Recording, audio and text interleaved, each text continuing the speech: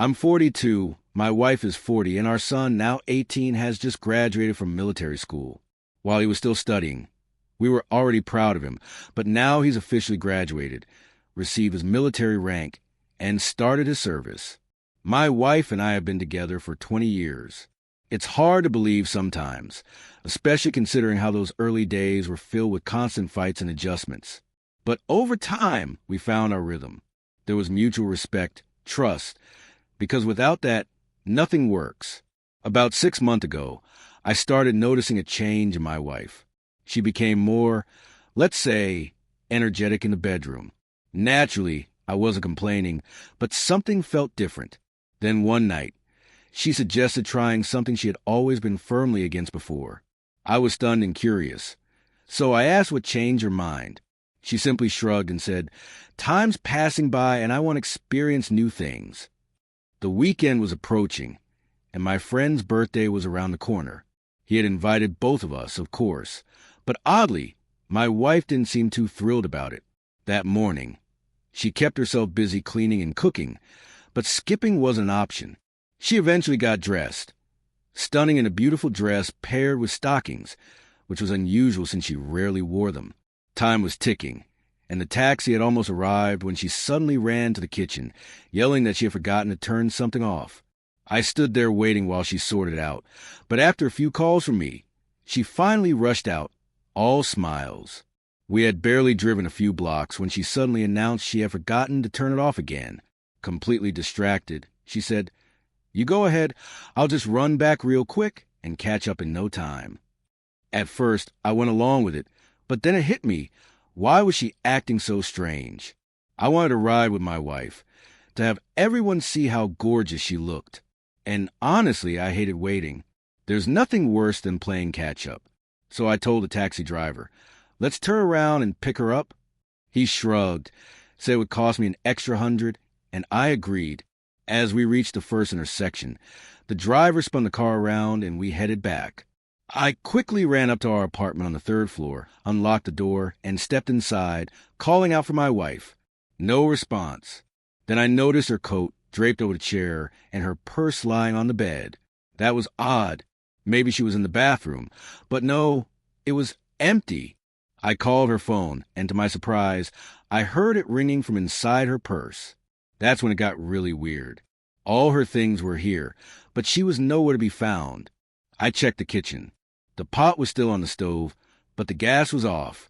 5 minutes passed. Then 10. Then 20. The driver started calling me. Figuring she must have left him on the way, I decided to let him go and head downstairs. As I reached the 2nd floor, it felt like something out of a movie. One of the apartment doors creaked open and out stepped my wife, followed by our young married neighbor. He's 27. For a moment, we just stood there in silence. Then my wife blurted out, "I just want to borrow some salt." I looked at her, then at him, and replied, "Yeah? You went so far that your hair is a mess, your lipstick smudged, and you're still in heels and stockings." I crossed my arms. "And why do we even need salt? We went shopping 2 days ago, and you bought plenty." "Oh, and where is this salt you supposedly came to get?" She mumbled something about her thyroid and needing extra salt, but I wasn't listening anymore. I turned around, went downstairs, got in the taxi, and left for my friend's birthday. When I arrived, I told him my wife wasn't feeling well and couldn't make it, though in reality, she had wanted to come. She called me nonstop that evening, but I ignored every call. Apparently, she didn't have the guts to come and find me. After the party, I booked a hotel, turned off my phone, and slept through the night until noon the next day. I didn't go home. When I finally walked in that evening, my wife was visibly shaken. She tried to kiss me, but I pulled away, and the confusion on her face was undeniable. She had the audacity to ask what was going on, why I hadn't picked up my phone, where I had been all this time. I wanted the truth, so I looked her in the eye and told her to be honest with me. Completely honest. I wasn't some naive teenager who could be easily fooled. But she denied everything with a twisted sense of pride. She even offered me her phone, telling me to check for anything suspicious. I just shook my head. I wasn't going to go through her messages. Instead, I told her I'd just head over to the neighbor's place and ask for some salt. That's when she lost it. A full-blown meltdown. Yet even through her tears and hysteria, she refused to admit anything. When I moved toward the door, she blocked my way, saying I'd have to step over her dead body to leave. Gently, I picked her up at the shoulders, moved her aside, and walked out, ignoring her desperate sobs and attempts to hold me back. The conversation with the neighbor was brief. I asked him how long it had been going on. He hesitated. So I told him I'd go straight to his wife if he didn't answer. They had 2 kids, their youngest just a few months old. Eventually, he confessed. It had been almost 6 months. I didn't want to hear anything else. I was angry, hurt, betrayed.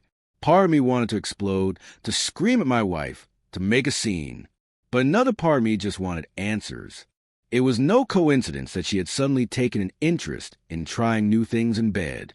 I was sure she had experimented with her lover first. Him, that young father too. Somehow, I managed to hold myself together. Maybe because she stayed silent. First, she locked herself in the bathroom for what felt like hours. Then she lingered in the kitchen. Finally, she retreated to the bedroom and barely moved. If she had said even one word, I think I would have lost it completely, saying things I could never take back. That night, we slept in separate rooms. We eventually divorced. The official reason, irreconcilable differences. She moved in with her cousin while I stayed in the apartment. It had been an inheritance and wasn't part of the division. Life settled into a routine, but the emptiness after the divorce refused to let me be. 20 years together is a long time. I had grown used to her presence, her habits, even the sound of her voice. Despite the hurt and bitterness, coming home to an empty apartment felt strange. No one would greet me after work. No dinner waiting on the table. I buried myself in work to fill the void, but the loneliness hit harder on weekends. My son didn't visit often. His military service kept him busy, but his brief calls became my lifeline. I didn't want him to sense that anything was wrong, though I had a feeling he knew more than he let on. Sometimes, despite everything, I caught myself reminiscing about the good times, because there were good times. You can't erase 20 years without leaving a mark. We had been through so much together. Our son's birth, his first steps, his first words, his graduation.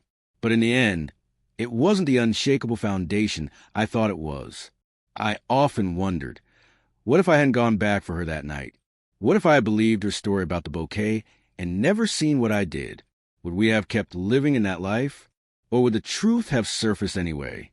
I wasn't sure I even wanted the answer anymore. Months passed, and slowly, life began to piece itself back together.